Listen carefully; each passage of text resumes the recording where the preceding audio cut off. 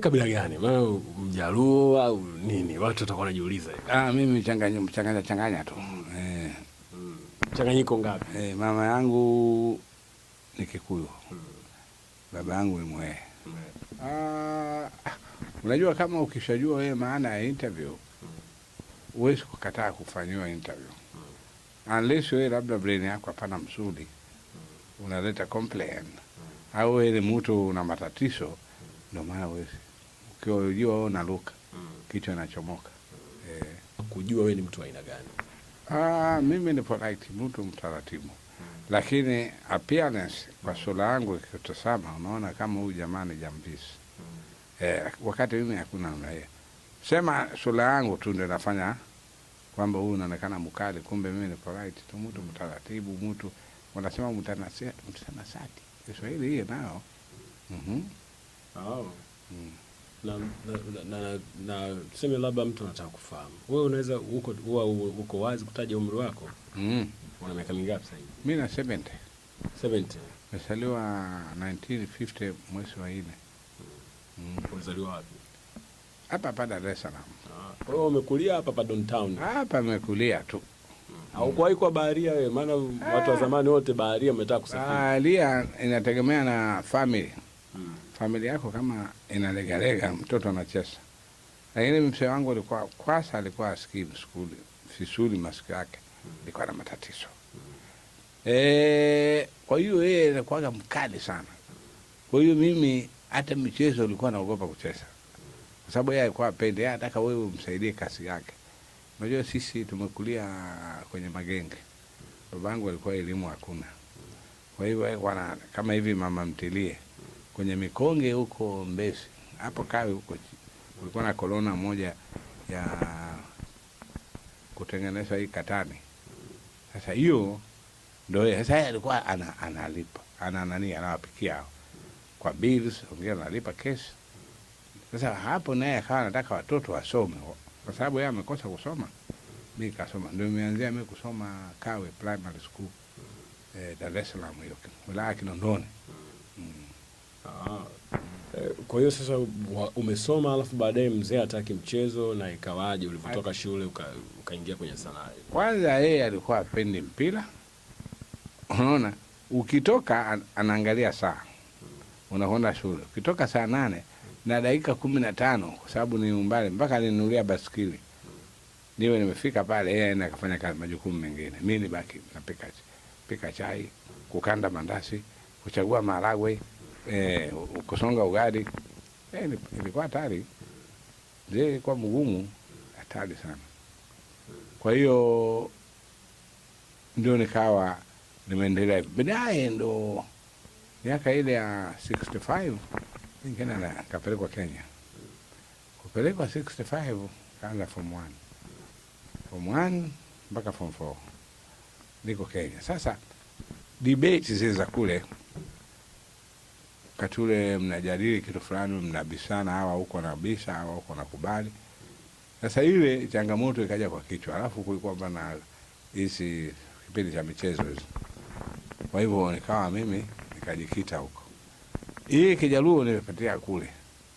Sababu hiyo shule ilikuwa nasoma Kenya Continuation High School. Hiyo nakwambia kuanzia principal mpaka mwalimu wa chini wote Jaluo.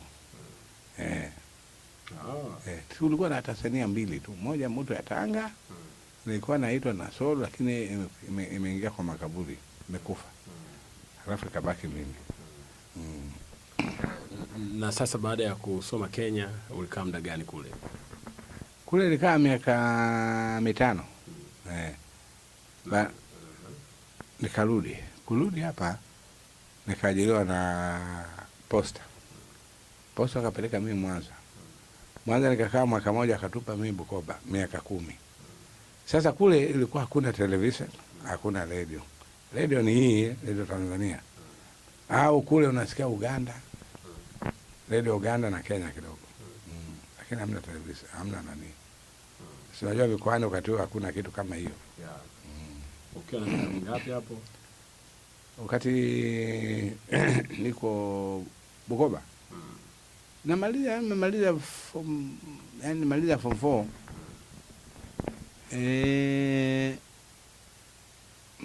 ilikuwa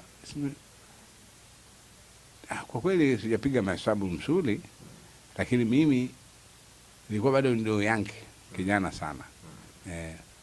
Unapiga pekos, unajua pekos ile suruali chini 18, juu hapa nakuja 6. Flies ni inchi 3 tu. Suruali nataka kama nataka kuanguka huku unafagia na kiatu ile juu. Sasa Bukoba ikawaje? Kulikuwa kuna television au nini ikawaje? Bukoba sasa mimi nilikuwa ni operator wa simu. Nikapiga pale kufika mwaka 78, 79. Ili amini kaita tabu. Sasa mimi nikachaguliwa niende Kiaka. Na wakati ule liko Bita. Sasa kichwa ilikuwa nauma. Ile mizinga ikilia mimi Dar es Salaam naiona kama television. Nasema hii sasa bunduki hii kiingia kwa risasi kiingia kwa kichwa tatokea Ethiopia, tatokea London. Jasho natoka. Unajua mtu ukipata matatizo yani wewe ukiwasa kwamba hapa kuna tatizo unaweza kujisaidia, utasema labda uko na sukari. Unakwenda choo kila wakati. Hii haja ndogo. Unajua nakufa. Lakini haikukufa. Karudi tu. Kwa vitani mstari wa mbele nini uko vizuri. Tulikuwa tuna communicate na wao. Kwa mfano kupigia mimi ni kwa upande wa posta. Wale watu wakitwanga simu mimi napeleka kali, napeleka huko kwenye mambo ya ndege huko. Mimi na connection. Sasa pale huwezi kuondoka. Na walikuwa hamna raia. Mimi na wanajeshi tu. Kwa hiyo ndio ukikaa hivi unasema jamani mimi kweli nitaona Sikinde Magoma ya ukai jamani, usiku unanoka huko hawana habari, piga msiki kwenda mbele. Wewe kule unakula ugali kwenye nani? Kwenye ndoo. Inakuja ndoo mbili watu 12, ndoo mbili, moja ugali, moja ya nyama. Mtu anatumbukiza mkono bila hata kunawa. Na uhalisi wala tumbo kuuma. Mambo hiyo. Hayo unajigesha mpaka maji itoke kwa mwili. Sasa vita ikaisha. Unakumbuka kitu gani kipindi hicho? Yaani kitu ambacho kingine unakumbuka hii vita kwa kweli. Mimi baada ya kumalizika hiyo vita nikapata transfer nikaenda Ngudu kuimba. Kule kukumbana na Wasukuma hatari. Kule ilikuwa mimi mnada nakwenda kununua nyama shilingi 2,500 unachukua mbafu yote. Unaanzia mkono ya mbele na libasi yote unachukua. Maisha pale nikafurahia. Alafu baadaye sijakaa mzuri nikahamishwa. Nikaletwa Dar es Salaam. Dar es Salaam sijakaa kabla sijamaliza hata miezi 6 nikatupwa Utete. Huko ndo kuna mambo. Nimekaa pale miezi 6 ng'ombe nimemwona mara moja tu. Samaki. Kule samaki tena hii ya kukaanga, hii mchusi. Hii ya kukausha unabadilisha, lakini ng'ombe huyo alikuja kijiji kisima mimi na kujulikana na wapeleta na kuongea na DCC pale DC nikambulia utumbo. Na jamani kuna mambo huku. Kwa sababu nani ataleta tena huyo mgogo sijui ng'ombe alipata wapi mpaka kuleta kule Utete. Kule kitaka labda wewe kama mnywaji unakunywa ile pombe inaitwa Ulaka. Ile unatoa oda leo unakwenda hapa mpaka mfano hapa TBC mpaka Buguruni unalipa. Kesho unaanzia Buguruni kurudi huko. Mambo ya Ulaka ni maisha yalikuwa hatari. Lakini Mungu anatoweka mpaka starehe. Come on. Ilikuwa raha tu lakini ndio hivyo. Utete ukaenda wapi? Utete karudi Dar es Salaam. Sasa nilirudi Dar es Salaam. Ndio ikawa natafuta njia ya kuingia TBC lakini ikawa sielewani na mtu wote. Siku moja nimekaa pale Silent Inn lile baa natafuna maji. Akaja Nyaisanga, hii marehemu na Charles Hilary walikuwa hapo. Bado wako Yanki. Kama mimi sasa kuna rafiki yangu nikaa tunamwaga huyo na solo. Naongea Kijaluo kama Wajaluo wenyewe. Japokuwa si lugha hatujui lakini tukiagiza unaagiza Kijaluo ile mkwambia kipchechi mara unapiga kelele wewe kuja hapa. Sasa baadaye tukaongea kawaida sasa bwana. Nyie kumbe hapa Ubungo ambaye Akasema bwana wewe njoo TBC. Ndio mimi nikaja kuja huku, ndio nikakutana na Michael Katembo yule marehemu. Huyo alikuwa na kipindi cha ngoma, alikuwa na kipindi cha ngoma pamoja na yule nani Msukuma mmoja, mpaka leo namuona hapa. Basi na alikuwa amechanganywa na mambo ya michezo. Nimekaa hapa kama miezi 3-4, nikawa natoka naona nje, naondoka. Siku ya hatukuweza kurekodi kwa sababu director wetu alikuwa hayupo. Nafika kule nikapigiwa simu na askari kwamba bwana unaitwa kule, rudi studio 1. Hiyo hapo sijui. Ndio nikakuta kina Jongo sasa. Kina Jongo sasa tunataka mtu mmoja, tumepungua sisi. Kama unaweza tucheze, tukikupenda utabaki. Kaambia mimi ili niweze kuongea vizuri kabisa niongee Kijaluo. Kwa sababu mimi nilikuwa na kimudu, hata kukoa naanza kukaoa Kijaluo. Nikaja wakanitest. Kutoka hapo ndio sikutoka tena. Kwa hiyo kikundi kile ambacho nilikuwa nacho kikafa kwa sababu mimi nilikuwa ndo nakipeleka. Basi nikabaki na kina Jongo, kina Kwa hiyo kulikuwa kuna kikundi ulishaanzisha nje? Hapa kulikuwa na kikundi kimoja cha Mahoka. Ile Mahoka ilikuwa TBC. Radio Tanzania. Radio Tanzania. Sasa mimi nilikuwa katika grupu ile. Grupu ya kwanza ndio ya kina Jongo. Akina Jongo afu hao ndio Mapwagu. Basi ndio nikabaki pale umaarufu sasa. Sasa tumekaa hapa ITV wakafungua. Alipofungua tukaitwa watu 10. Tutoke Radio Tanzania tuende ITV. Mimi mmoja hapo. Kwenda kwa ndio nikapata wale wanangu sasa nilipowafundishia hapo. Kabuti, Mudi na mwingine wa mwisho hapa anaitwa Mbaraka. Ndio Mudi akawa anaongea kama Jaluo. Huyo Kabuti anaongea kama Mchaga. Anajua sana, akiongea Mchaga utasema labda ndio mwenyewe. Alafu alikuwa anaongea lugha 2, Mchaga na Kihaya. Hizo anaweza mpaka leo. Ukiambia ongea Kihaya anaongea. Lakini sio lugha lafudhi. Una watoto wangapi? Mimi nilikuwa na watoto 11, mmoja amefariki. Mabaki 10. Mama mmoja au ulifanikiwa kupata familia nyingi? Nimejaliwa, nasema kujaliwa kujaliwa nini? Hivyo.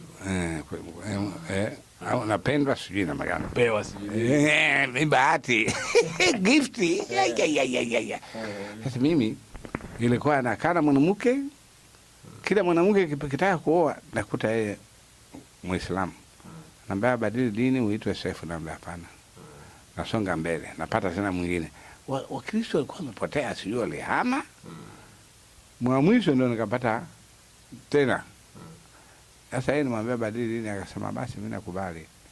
Ndio akabadili dini. Akawa Mkristo. Wewe ulikuwa uko tayari kubadili? Wanane ndio hao walikuwa wamepitiwa na panga kali. Hao watatu ndio ikakuja kwenye line. Wamepata wanawake 3 na watoto mchanganyiko. Watoto changanyiko. Ingine Ifakara, ingine una Ulindi, ingine kama Kabuti. Mama yake ni Mnyarwanda. Kule wakati nilikwenda kwa vita nilipata yeye huko Kabuti. Sasa ulikutana naye vipi Kabuti? Mama yake nilikwenda Mkwenda. Ulikwenda vitani?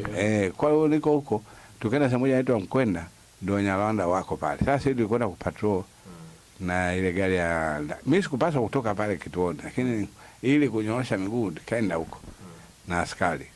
Ndio nikakuta yeye anachunga ng'ombe. Wanyarwanda wasuli. Mama yangu msasi utasema labda Miarabu. Unajua vile shepu yao nakaa tall but sure. Namna hiyo. Mambo yakaanzia hapo. Mambo nakwambia nikasomesha skuli mpaka diploma. Nikabeba siku hiyo nikapeleka Bukoba. Sasa mimi niko Kiaka, ikabidi mama nikaacha huko, mimi nikaja Bukoba. Nikarudi Kiaka. Vitani. Kabaki pale kawa nakwenda wakati ule kwenda kuchukua gari ile kwenda kuchukua mboga kuleta pale Kiaka, askari wale mimi napanda hiyo na kwenda alafu narudi na hiyo Sio. Ubachela mzuri. Kwa hiyo kumbe umefanya vituko. Vituko. Tena unajua. Tukumbushe ilikuwaje maua ya Valentine kipindi hicho?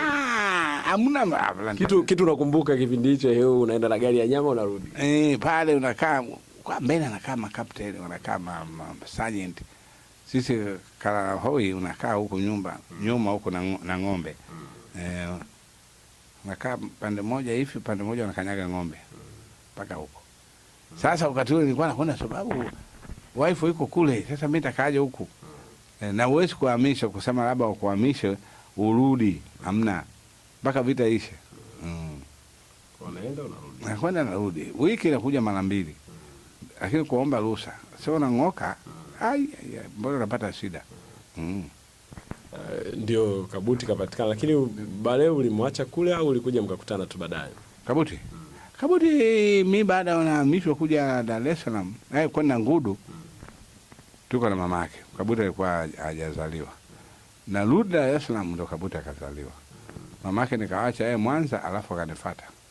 Unajua mimi nakaa Kawe, karibu ya wanajeshi hapa Lugalo. Ndio mimi nakaa. Sehemu moja inaitwa Makwamani, huko Amani. Kabuti ana ndugu zake wangapi? Unajua ameingia katikati. Unajua mimi 72 ndio nimeanza kufyatua. Mwanamke. 74 mwanamke. 76 mwanaume. 78 mwanaume. 79 80 ndio akaingia Kabuti. Kwa hivyo Kabuti ameingia katika hao 14, amezidiwa na 4. Turudi kwenye kazi yako ya sanaa. Wewe bila shaka umefanya kazi na marehemu Mzee Majuto. Mlikutana au ilikuwaje wakati mnaanza kufanya kazi? Kabuti nani? Majuto tulikuwa naye hapa Dar es Salaam. Tumekaa naye. Baadaye tukapatezana. Sasa akapata yeye kazi, akawa yuko Tanga na Leame Mwarabu. Kwa hiyo mlikuwa mnajuana kwenye sanaa kabla mja tunafahamiana sana. Kwa sababu mimi wakati niko radio na jina nishapata kabisa. Yeye alikuwa DDC kabisa. Pale anacheza ngoma na kupigana ile comedy za kupigana fimbo tumboni. Mimi niko kwenye radio sasa. Radio uzuri wake ni kwamba mtu hakujui. Anapenda tu sauti yako. Lakini mimi anakuwa hajui. Kwa hivyo mnaona mtu anasifu mchezo wa jana kafanya nini? Mimi nimekaa naye kwenye siti kwenye basi namsikiliza tu. Siwezi nikamwambia mimi hapa. Sasa nilipoingia kwenye radio, kwenye television, ndio mtu akajua, kumbe ndio huyo. Hata mke wangu ndio alikuwa anajua hivyo. Mimi sikumwambia kama mimi nacheza kwenye radio. Kwa hiyo wewe wakati unaigiza kama Onyango kwenye radio, mko wako hajui siku zote? Hajui kabisa. Alikuwa anasikiliza lakini. Anasikiliza ndio anapenda. Ikifika saa 3 yeye anakimbia, anasonga ugali haraka ili mradi asikilize mchezo. Na mimi niko hapa. Kwa nini ulifanya hivyo? Wewe zamani unajua ukichekeshwa unaonekana kama wewe chizi fulani hivi.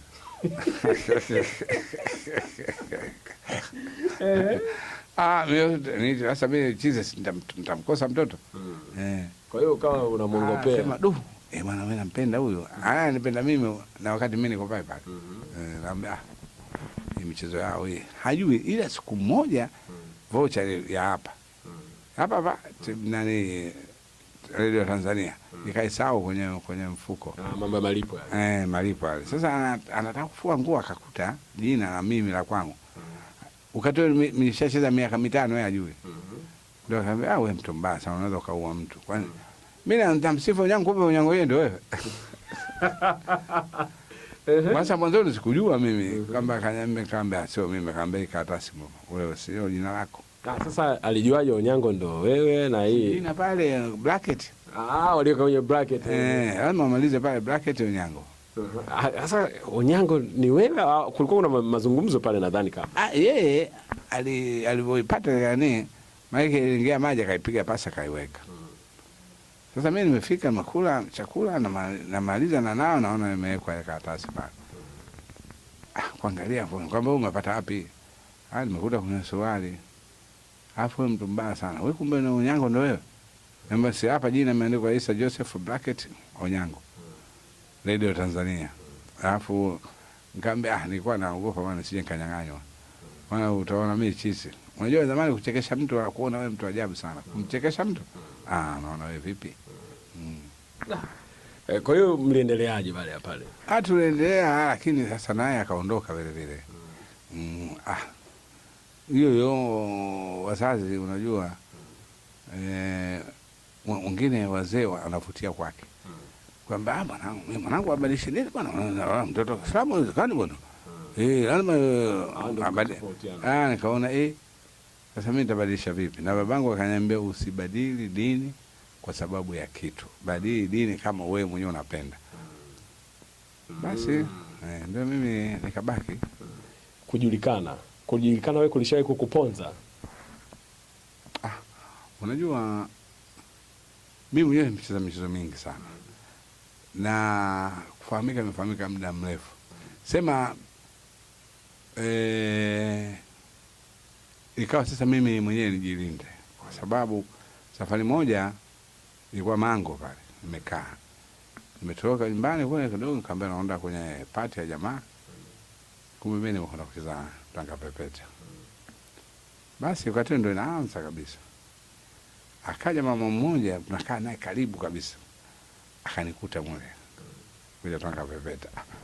Mbona uko hapa? Nikamwambia napoteza muda. Unaondoka saa ngapi? Nikamwambia bado nipo. Lakini sasa kwa sababu muziki unapigwa ilibidi asogee mdomo wake kwenye masikio yangu. Jamaa kamera wakapiga. Najua paparazzi wakapiga picha. Frontline gazeti la asubuhi la michezo. Onyango wa Vinjani na mtoto.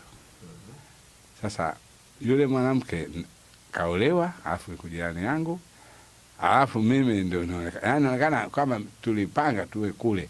Kumbe yeye alitoka kwenye harusi kanikuta mimi pale. Alafu wewe kule nyumbani umeongopa? Nyumbani nimeona kwenye party. Sasa ndio maana party pale nasema hapa katika Tanga Pepeta mzee Onyango wa Vinjani na kijana na mtoto.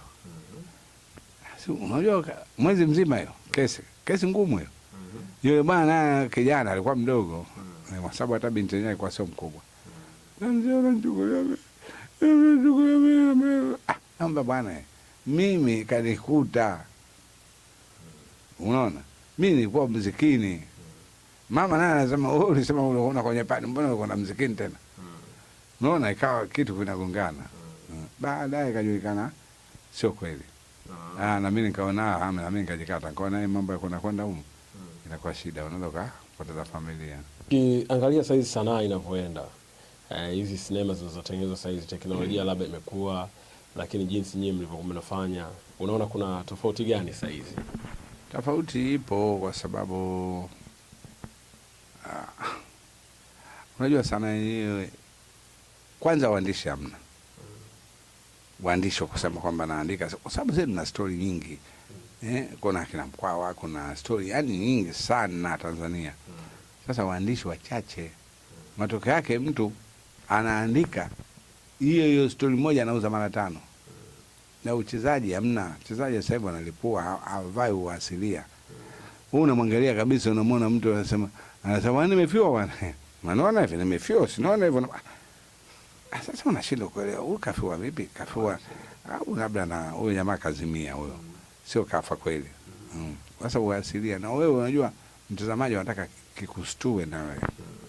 Yaani unavyoapia kwamba wewe umefiwa hata sio mpaka utoe upige makelele. Sura yako inabadilika inakuja kwenye huzuni. Mpaka wewe unasikia vibaya. Sasa hamna uasilia. Baki tu labda budget zinafanya watu wanaandika sinema rahisi kufanya. Sio budget. Budget mbona ilikuwa watu walikuwa steps hapo wanachukua hela milioni 30, milioni 20. Lakini sasa ni mfinyo kwa sababu wasanii wenyewe kama msanii hawezi kutunga. Yeye anakwambia nipe kazi nifanye. Sasa unakuta kwamba ile story wewe unaniuzia mimi. Kama wauza story kwa 500,000 wewe unanunua. Anakwenda anachukua ile story tena anabadilisha. Ilikuwa Juma hapa anaandika Joseph na Ana hapa na Hamisi na Ali story ile. Kwa hiyo wewe ukiangalia filamu hii unasema mpya, unaona hii bora inafanana na jana, unaangalia hii unaona inafanana kama ya juzi, matokeo yake zimedorora.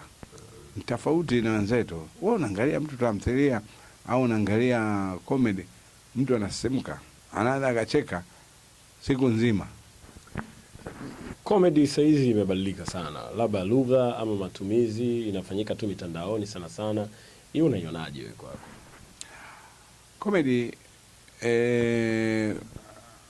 inafanyika, tuseme, unajua comedy ni kumchekesha mtu faster. Unaona, kumtoa mtu kama alikuwa na mawazo umweke kwenye eneo lingine. Sasa kama hamna uhasilia pale inakuwa shida. Unaona? Wewe kuna watu wanatunga kuanzia Jumatatu mpaka Jumamosi wanatengeneza comedy 6. Unaamini hiyo? Wanafanya.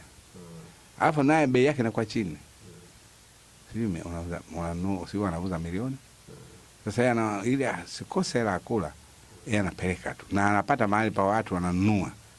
Basi anazipeleka. Unazikuta mtu humu mtaani, unaweza kukuta comedy karibu 100. Lakini hazina maana, hazina mvuto. Maana kwa unaweza kupata msanii mmoja tu katika wale 5 walikuwa pale au 6 ndio mzuri. Waliobakia hawa wanaburuzwa tu. Katika wasanii wanaofanya vizuri sasa hizi, unahisi ni msanii gani wewe kwako anafanya vizuri? Kwa sasa hivi? Sasa hivi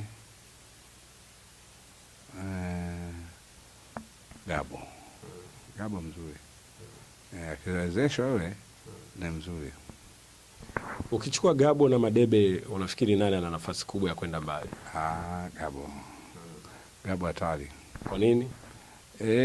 Niko makini, alafu anavaa uhalisia. Akiongea mpaka unaona kwamba kwanza anaongea fasaha, alafu pili katulia. Hana ile hana. Wengine hao ndio hao tena. Mbio tu. Na kwenye comedy? Kwenye comedy yuko kwenye matangazo. Yote hapo. Yote katulia, alafu ana uhakika kile kitu anachokifanya. Yeye yote hata yule mwingine ambaye Muhaya yule wazuri na Masanja. Unafuatilia muziki? Muziki mimi unapenda wanamuziki gani wa kizazi kipya? Huko bwana, huko usinipeleke. Mpaka nitemshe suruali hiyo shida kidogo. Mimi napenda wasikia. Mimi napenda Skinde, napenda Msondo na unajua kwa umri wangu na muziki ya Kongo hii kina Werason. Werason Makanda, vitu kama hivi. JB Mpiana, Kofi Olumide, hapo ndio. Hizi zingine ndio hivyo. Kwa sababu na mimi muda umepita sasa sijasikiliza vizuri kanivuta. Na kwenye maisha yako kitu gani ambacho umewahi kukifurahia sana mpaka sasa hivi? Mtu anaweza kaanza bana, kwenye maisha yangu hiki kitu nimewahi kufanikiwa na nimefurahia. Maisha yenyewe haya ya bila uhakika. Sasa hivi nitasema kwamba nimefurahia nini? Sasa zaidi ya kuumizana roho. Umesema kuumizana roho. Watu wanasema nimetoka mimi staafu mwaka 99, hebu fikiri hapa umbali gani? Kwenye kazi ilikuwaje? Kwenye kazi kidogo ilikuwa utata. Nikiumwa mtu aamini, anakuja mpaka nyumbani. Kwa hiyo unakuja kumuona fulani. Kwa sababu anajua mimi wakati wote labda nakuja kuact. Sikwenda kazini kwa sababu nakwenda nimechukua ID labda na rekodi. Mpaka tulifikia wakati fulani director wetu fundi nani Kasambara ananiambia, wewe unafanya kazi saa ngapi? Posta unafanya saa ngapi na kule kurekodi unaona saa ngapi? Akamwambia mkubwa wetu, muangalie sana huyu anafanya kazi 2 kwa wakati mmoja. Ndio alifanya mimi nikimbie mapema 99. Nikaona hapa ndio kufuza kazi hapo. Kwa sababu mimi hapa nishafika miaka 27, nisitafuta sifa kwenda 30, 35 hapa. Kwa hiyo anastaafu kwa hiari, mimi nikachomoka. Ilikuwaje baada uliposema unastaafu kwenye ofisi? Yaani nakwambia kwanza hela mimi sikuchukua ile cheki. Alichukua, nimempigia dada yangu akaenda akanichukulia cheki, mimi niko Morogoro. Kwa nini? Kuna Blue Alice nafanya promotion. Na ilikuwaje ulivyoambia ofisi kwamba mimi na staff sasa? Ilikuwa shida kwa sababu mara ya kwanza ni barua ile nilivyoandika kuomba kustaafu, yule bosi pale akaichana. Kwa nini? Kwa sababu na mshanizoea, kwa sababu nilikuwa nachangamsha ofisi. Hata mimi nikachelewa kazini, nikaenda nikaisimamisha lift. Yaani saa 1:30. Sasa mimi nimefika saa 2 nakwaje? Mimi na unazima yani pale lazima pap. Alafu napiga makelele. Wakipandisha na ile ende ile ukifika juu unakuta mimi tumbo wazi. Na mimi nasema hii lift jamani nakaa. Hii kuna mtu atakufa. Mbona kuna watu walipita time gani kama labda sio lift hii. Wewe hii sasa hivi tunaona hapa jasho linatoka. Kwa hivyo ilikuwa ni mtu unajua comedy nayo unakuwa kama cheese. Inakujia. Kwa hiyo ulikuwa na vituko hata kwenye maisha ya kazi na kawaida. Yaani wewe mpaka maisha ya kazi mimi walikuwa waniamini. Maisha yako na watoto yalikuwaje? Yaani vitu ambavyo nakumbuka. Hiyo sasa hivi kule mimi nakuwa mkali. Hata michezo mimi wakati nacheza kwenye television nilikuwa na hiyo wafaidi naondoka. Lakini kiwepo pale unaona watu wanachikia pembeni. Kina Kabuti anatoka, huyu anaingia anatoka, yani kupishana kwa kucheka. Sasa mimi natoka na naona ukaa sehemu mwingine basi. Na sasa ilikuwaje maisha ya wewe na watoto? Kuna muda mwingine inaonekana kama wewe unawatania tu huko serious wakati sasa ushazoeleka. Alikuwa aniogopa. Mimi sijawahi kupiga mtoto lakini nikimwangalia macho yangu hivi anajua mimi nitanyonga. Anajua akinikamata atanichinja. Kumbe hamna kitu. Si ndio nakwambia pia lesa yangu mimi kimwangalia mtu hivi. Yeye anapapasa macho, anafunga. Mimi siwezi kufunga. Naweza nikakaa hivi hata dakika 3 namwangalia. Akigeuka anakuta mimi kwa tunafanya hivi. Alafu akiondoka? Akiondoka ndo unacheka. Akiondoka anajua. Akiondoka ndo mimi namwambia. Kile chake sio mzuri. Cheki mimi na mimi. Sasa kwenye swala labda la mahusiano ukikutana na wanawake, wewe ni mchekeshaji na pale unaweza kuwa unataka kuweka sera zako pale. Ilikuwa inakuaje? Kwanza sisi hatutongozi. Sisi tunaita tu. Kwa sababu hawezi kustamili. Ambaye mimi toka nasaliwa mpaka nakanyaga dunia hii kutoka kwenye nepi mpaka navaa suruali ni wewe tu. Sio tedi. Sasa sijui nifanye nini. Niuse nyumba nikupe maana mimi msuri kwa kuonga. Sasa nikisema wewe napenda wewe ni mbaya. Mimi nani wewe uletea bia atafuna huyo. Sasa nikisikia bia kutafuna ndo basi tena akili imeshafyatuka. Kuna vitu najuta wakati kwenye maisha yako vilivyopita. Kujuta ni hizi ni kwamba unamchukua mtu alafu unategemea kwamba huyu atakuwa maisha alafu katikati na katika unachukua mtu unajua mpaka kufika hata wanawake watatu ni shida. Ngine na kuachia watoto bado mdogo. Umekulea watoto wadogo? Mamangu. Sasa kama Kabuti. Mamangu ndio kamlea toka mdogo. Toka anasimama.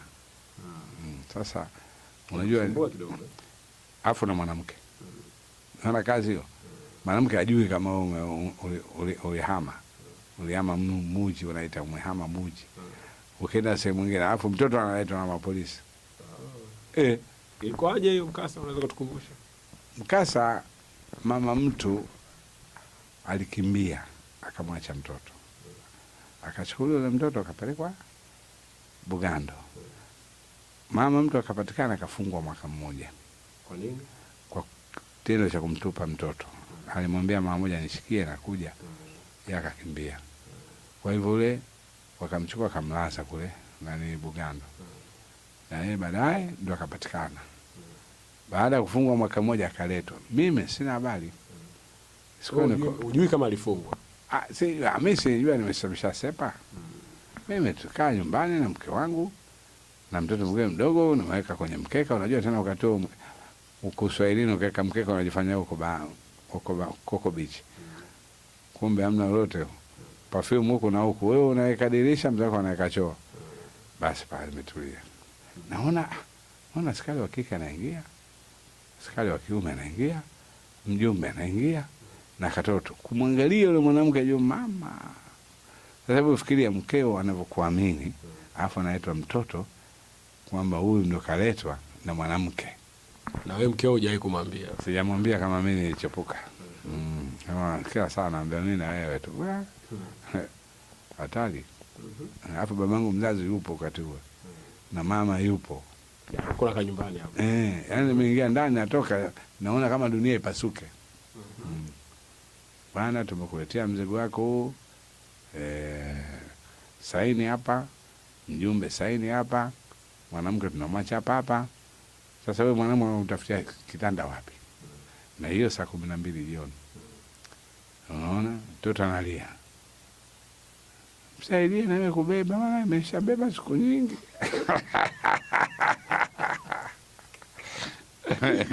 Hatari hiyo. Hatari sana. Sasa ulifanyaje? Ulifanyaje sasa? Mfanya nini? Nimenyoa tu, tumbo linanguruma na kwenda. Mke anasemaje hapo tu? Mke ndo sasa nataka kukupa story na mama yupo, mama mwenyewe nyumba yupo, na yeye anataka story, ndio anakuambia unajua ulipopotea wakati ule tulionana wakati fulani, kumwambia wewe nyamaza unashindwa. Utamnyamazisha mama huko kakaa na kuangalia wewe usole tu. Unaongea nini?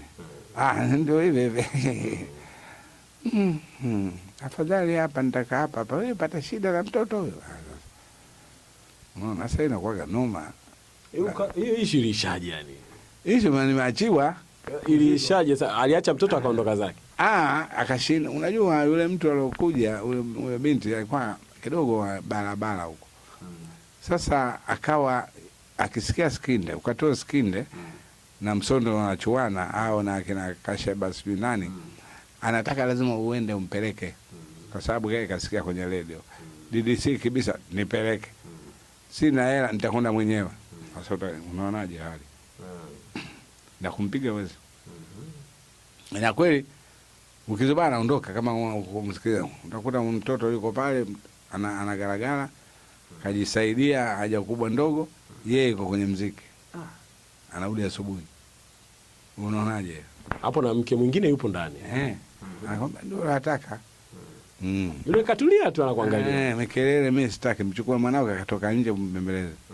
Basi unachezesha mdomo. Mtoto akubali. Mpaka unaona fanyaje dunia hii? Mbona unajua mambo siningeacha jamani? Wapi? Unayo. Kwa hiyo mkasa sasa uliishaje hapo? Mwanamke aliamua kuondoka akaacha mtoto ikawa. Mwanamke aliondoka akapata bwana mwingine, akazaa, akaja akapata bwana mwingine akazaa tena. Basi ndio pona yako kwamba akawa ameondoka pale. Akaondoka kwenye maisha yako. Lakini mtoto alibaki. Alibaki. Ndio nikabaki na huyo. Kwa hiyo vitu kama hivyo unakumbuka, yani unasema ile bwana usikonde. Kama wewe mjomba usijaribu, kikutokea hiyo wewe utakonda vibaya. Unatembea huko swali unaona analegeza kifungo. Unaona hata kufika chini unakamatia kwenye magoti, unapandisha, unapiga mkwinyo. Hizi tena unapiga mkonge alafu juu unadai shati kubwa mpaka kwenye magoti. Kumbe hapo Diamond kina nani kwa sababu ndio waliopo sasa hizi. Labda unaweza kusema chochote kuhusiana na muziki kina Diamond kina Alikiba, unasikia, unaona? Unajua muziki hata bado tatizo lilopata sisi waigizaji na nini sasa mapata wana madansa mabendi ya dance. Sio na walivyokuwa na wao. Hawa watoto wanaimba mistari muhimu tano napanda ndege. Ule pale anapiga gita mwenzangu wewe mbona hatuonani mpaka leo bado hapo. Pale mpaka watu wanapigia kwenye bia bwana. Unaona hiyo hali ilivyokuwa ngumu. Nunua bia moja ule muziki. Kwa hivyo nyakati hizi ama ukubaliana kwamba hizi nyakati zinatofautiana.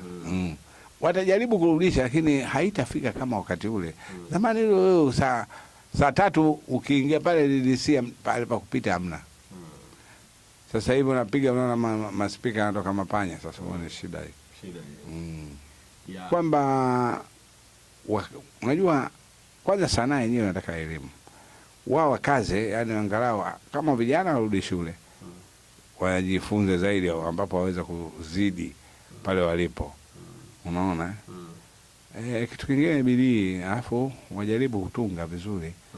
Kwa sababu tunashindwa kuangalia lika zote. Hasa kama mimi ukinivalisha bukta na miguu pengine mwanangu toka azaliwa hajaona, navaliaga ndani. Sasa naona kumbe baba mguu mwembamba namna hiyo. Sasa hivi vipi? Au kujifunika shuka. Kwenye kitanda una mkeo. Au kubusiana kule. Kuna kuchwimwi nyam. Alafu kuna ile kusokota sasa. Ile ndio mbaya zaidi. Unaona zani kaiona ile ugali si mboga itaanguka. Maana anaangalia hivi anajua ameweka kwenye meza kumbe chini. Hatari sana. Balaa zito. Ni mimi Onyango Jakani ndio leo natoa risala hii. Watu wakasane wafanye kazi hii. Mambo kuonekana miguu hii inatuharibia. Sasa unabusu wewe mke yako na anaangalia kwamba huyu hii busu hii ni kweli au namna gani? Mbona sisi tulikuwa tufanye namna hiyo jamani? Nyinyi mnasidisa usukali hiyo. Mzee wa Mikito.